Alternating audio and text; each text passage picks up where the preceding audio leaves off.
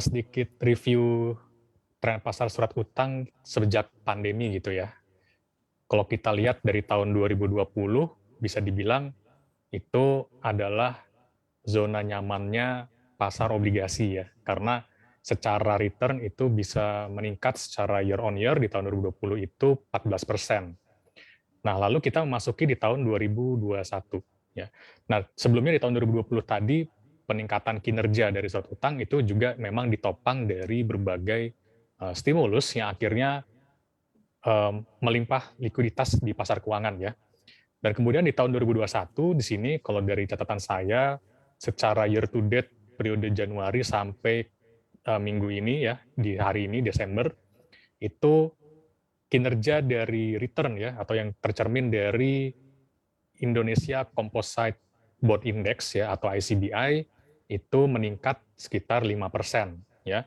Artinya di tahun 2021 ini secara kinerja memang lebih rendah ya dari tahun 2020 yang mencapai rekor all time high gitu ya secara ICBI-nya. Nah, sekarang 5%. Memang itu ada pengaruh dari kalau kita lihat selama 2021 ini ada prospek atau harapan ekspektasi pemulihan ekonomi dan juga inflasi yang meningkat tinggi gitu. Nah, lalu di tahun 2022 seperti apa? Nah, memang tidak jauh berbeda sebenarnya bahwa concern yang akan dihadapi oleh bond market itu adalah bagaimana tren inflasi di tahun 2022 khususnya secara global maupun secara domestik ya. Mungkin seperti itu yang bisa saya sampaikan sebelumnya. Baik, kalau kita melihat sepekan terakhir ini kan sebenarnya sudah terlihat ada harga penguatan di pasar SBN begitu. Apakah tren ini akan berlanjut lalu mungkin di kuartal pertama tahun 2022?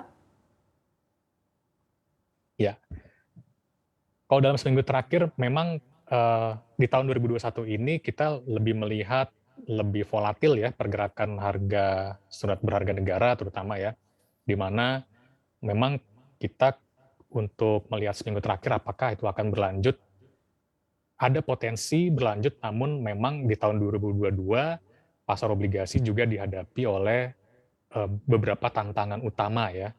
Nah, sehingga mungkin kalau saya sebut di sini bagaimana tema dari tahun 2002 itu adalah pasar obligasi akan lebih terkonsolidasi ya, terkonsolidasi kemudian mungkin lebih moderat ya.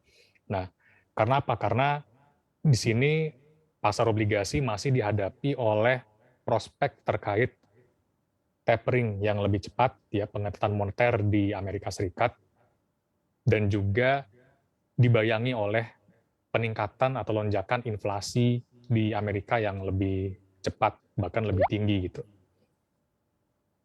Baik, untuk tenornya sendiri yang jadi buruan di akhir 2021 dan di 2022 nanti proyeksi Anda tenor yang mana? Oke, baik. Jadi untuk tenor sendiri bahwa di sini kalau misalkan saya bandingkan tenor pendek, menengah, dan panjang gitu ya. Untuk yang pendek di bawah 5 tahun, kemudian menengah 5-7, panjang dia. Secara year to date dari Januari sampai Desember itu yield yang mengalami penurunan itu memang di tenor pendek ya. Jadi tenor-tenor di bawah 5 tahun itu secara year to date yield-nya sudah menurun sekitar 10,5 basis poin ya. Sementara yang tenor yang lebih panjang, yang menengah sampai panjang, itu mengalami peningkatan yield ya, atau harganya turun berarti gitu ya.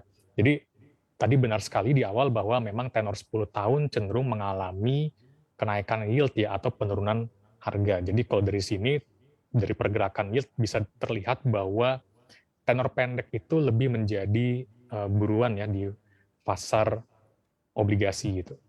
Mungkin ini juga pengaruh dari adanya spekulasi sepanjang kuartal 4 ini gitu kan, adanya spekulasi pengetatan moneter di market, kemudian bagaimana The Fed apakah akan menaikkan suku bunga lebih cepat atau tidak, itu karena pengaruh dari spekulasi tersebut, maka untuk antisipasi risiko biasanya yang market akan lebih cenderung masuk ke tenor pendek gitu.